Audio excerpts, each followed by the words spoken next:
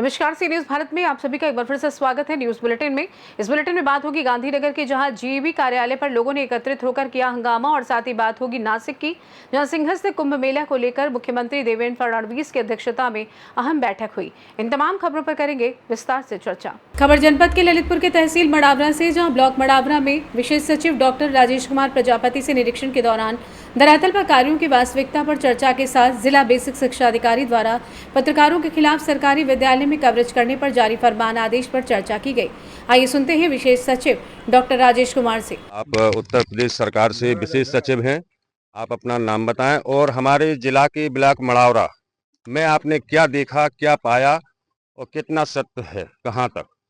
मैं राजेश कुमार प्रजापति, मैं विशेष सचिव हूँ नमामि गंगे ग्रामीण जलापूर्ति में जी और जैसा कि ये हमारा एसपीएम ब्लॉक है जी जी और मडावरा, यहाँ पर शासन की तरफ से 3 दिन की विजिट हम लोग की थी। जी और मुख्य उद्देश्य यही था यहाँ पर कि जो हमारे इंडिकेटर्स हैं, जी, जो हमारे लोग 5 तरह के विषय हैं जी और उसके जो इंडिकेटर्स 50 तरह के हैं, जी उसमें ये देखना था कि जो हमारी रिपोर्टिंग हो रही है और जो मौके पर वो चीज़ें मिल रही कि नहीं मिल पा रही। जी जी जैसे मैं उदाहरण के रूप में दूँ कि अगर यहाँ पर मान लीजिए प्रधानमंत्री आवास मिला है, जी तो लाभार्थियों को मिला कि नहीं मिला, कितनी धनराशि मिली, वो बने कि नहीं बन गए, कोई वजह से छूटा तो नहीं है। तो इसी तरह जो हमारे PSC पर है, वहाँ पर जो हमारे टीबी के पेशेंट हैं या जो टेस्ट किट हो रही है, उनको देखा जाए कि हो रहा है कि नहीं। जो बच्चे मैम सैम वाले हैं, जी उनका वहाँ ट्रीटमेंट हो रहा है कि नहीं हो रहा है। जी तो हम लोगों ने विजिट किया, देखा है सब चीज़ें जी कि आज जो हमारी आशा एएनएम आंगनबाड़ी कार्यकर्त्री हैं, ये लोग क्या वहाँ जो फील्ड विजिट कर रही नहीं कर रही हैं, उनका क्या फॉलोअप है उन चीज़ों को लेकर के। जी और इसके अलावा जो हमारे एफपीओ हैं, कृषि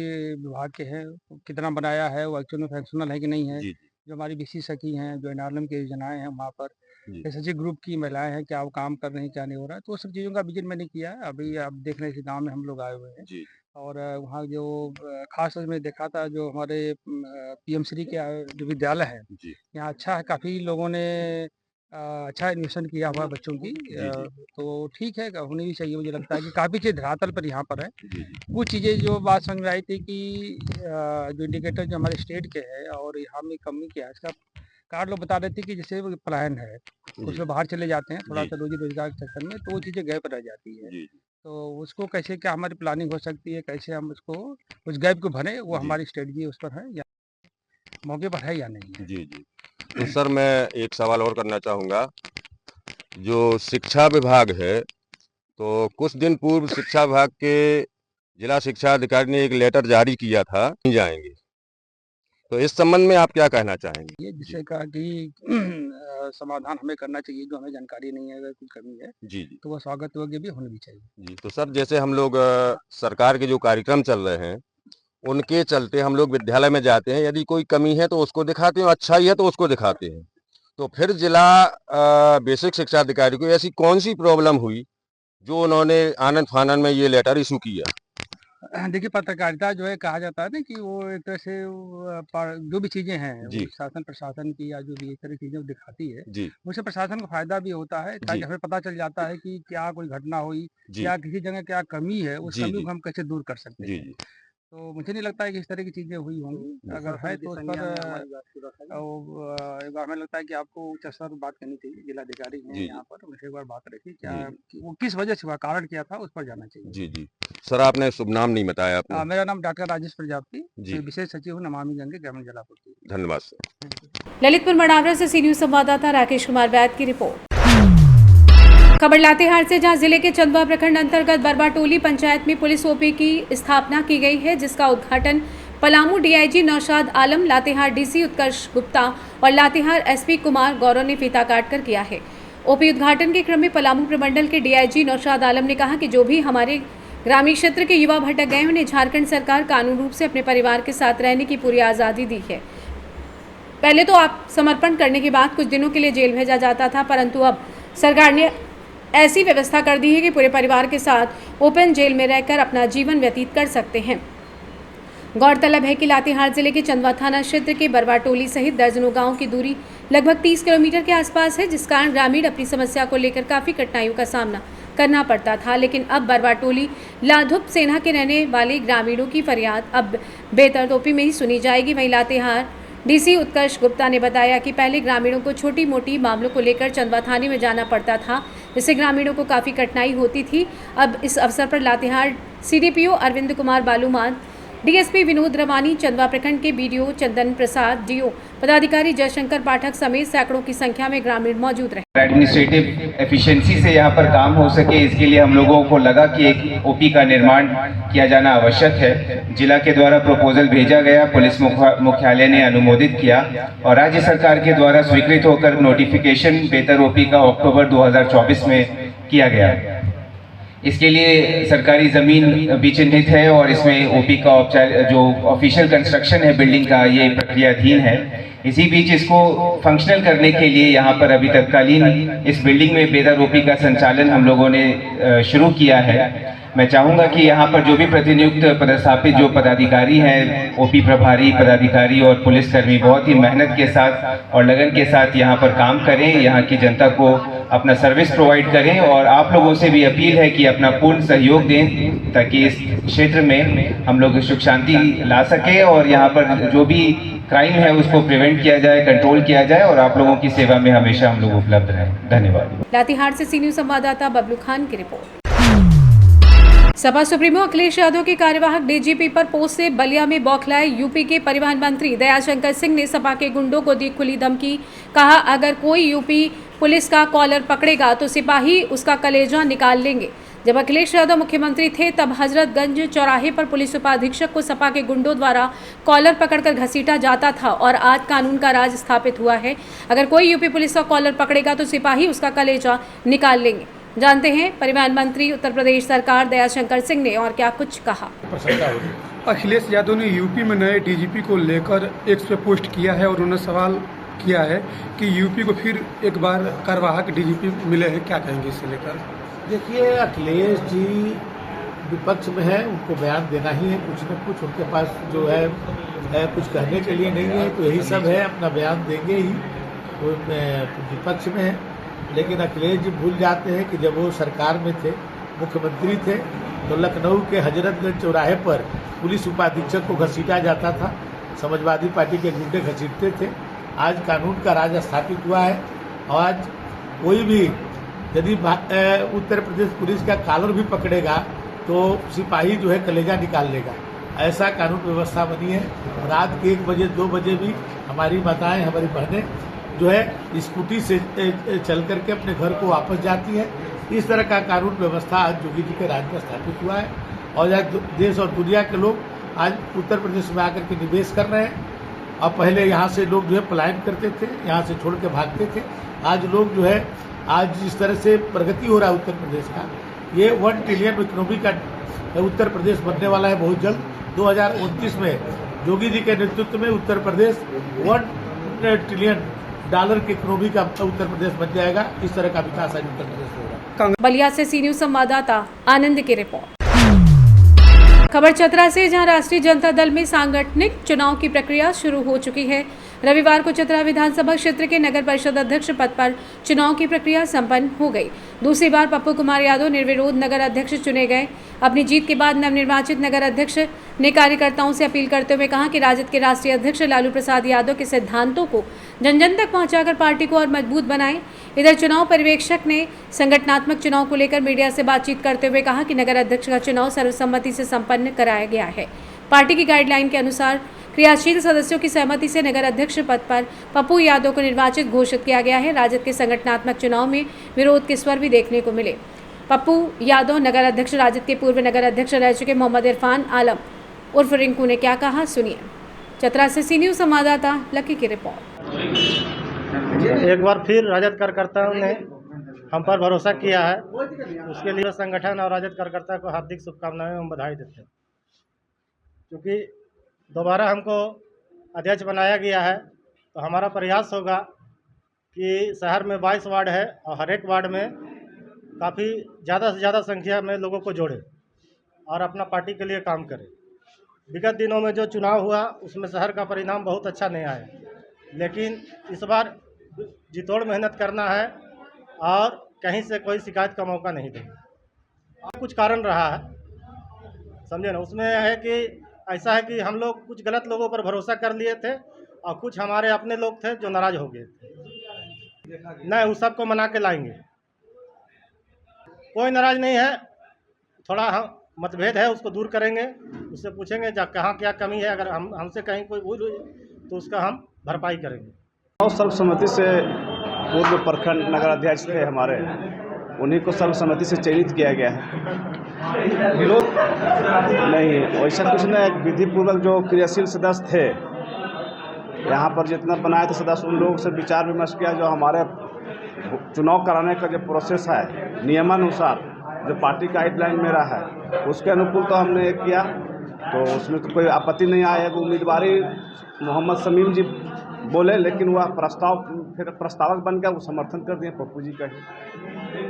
ऐसी कोई बात नहीं है। सूचना तो हमारे यहाँ प्रदेश से जो स्तर से यहाँ पर जिला स्तर के चुनाव पदाधिकारी चयनित किए गए हैं, चुनाव आयोग गठन किए गए हैं, उनके द्वारा 28 तारीख से लेकर निर्धारित 2 तारीख तक किया गया था। मेरे द्वारा भी यहाँ सूचित कर दिया गया था कि 1 तारीख को हम नगर अध्यक्ष को चुनाव करने आएंगे। हम लोग जो भी हम लोग 2 पर्यवेक्षक नियुक्त किए गए हैं और 2 तारीख तक हम लोग को चुनाव करके विधि पूर्वक आपको प्रदेश जो पदाधिकारी जो भी हमारे गठन किए गए हैं उनको हम लोग सुपुर्द करेंगे।